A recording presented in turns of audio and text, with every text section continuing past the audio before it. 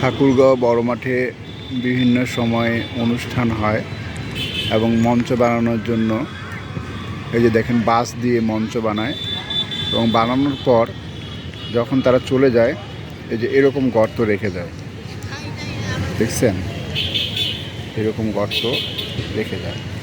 এখন এই মাঠটাতে কত যে বাচ্চা খেলাধুলা করে, দৌড়াদৌড়ি করে এবং এই গর্তের মধ্যে পা ঢুকে যাওয়ার কারণে মারাত্মকভাবে আহত হওয়ার সম্ভাবনা রয়েছে।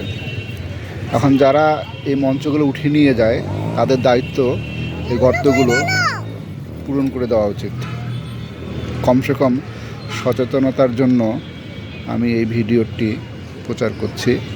সবাই একটু সচেতন হলে অনেক বাচ্চা খেলাধুলায় আহত কম হবে।